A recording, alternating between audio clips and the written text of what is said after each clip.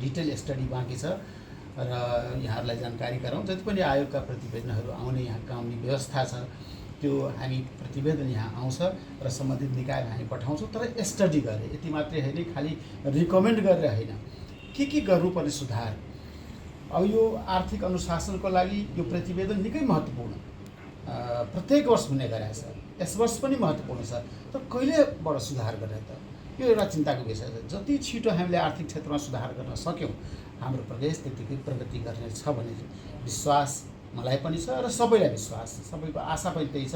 यहाँ कमभन्दा कम बेरोजगार होस्, कमभन्दा कम व्यतिथि आर्थिक क्षेत्रमा कमसेकम कम होस् भन्ने चाहना आम जनको चाहना छ र प्राविधिक रूपमा पनि महालेखा परीक्षण कार्यालयको पनि चाहना त्यही छ।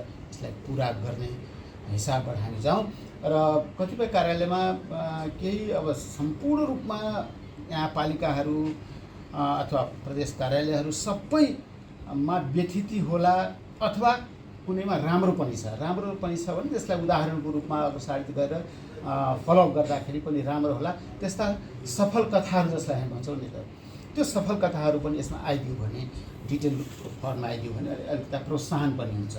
नराम्रो काम गर्नेलाई अब जे कानुनी व्यवस्था त्यसमा छ कि कसरी सुधार गर्ने, दण्ड सजायको व्यवस्था छ कि पुरस्कारको व्यवस्था छ कि अथवा कुनै अरू के कानुनले हामीलाई के भन्छ, के गर्न सकिन्छ कि कानुन निर्माण नै गर्न सकिन्छ, त्यस्ता उपायहरू पनि आगामी प्रतिवेदनहरूमा डिटेलमा आइदियो भने मलाई लाग्छ कहीँ न कहीँ अलिकता फर्मेटमा पनि चेन्ज गर्नु पर्यो। किन वर्षौँदेखि हामी सुन्दै आएका छौँ व्यक्तिगत कुरा, व्यक्तिगत कुराहरू राष्ट्रिय लेभलदेखि लिएर जबदेखि प्रदेश कार्यालय हो, प्रदेश यो सङ्घ हो, प्रदेश हो, यो हाम्रो कार्यालयको स्थापना भयो भन्नुहोस् न, सङ्घीय कार्यालय अन्तर्गतका अरू कार्यालय अथवा मन्त्रालयहरू, प्रदेशका मन्त्रालयहरू, त्यसमा देखिने व्यतिथिलाई पनि हामीले न्यूनतम गर्दै लिएर जानुपर्छ। यसको लागि पनि मार्गदर्शन महालेखा परीक्षण कार्यालयबाट आइदियो भने अझ सहिलो हुन्छ। यो अपेक्षा साथ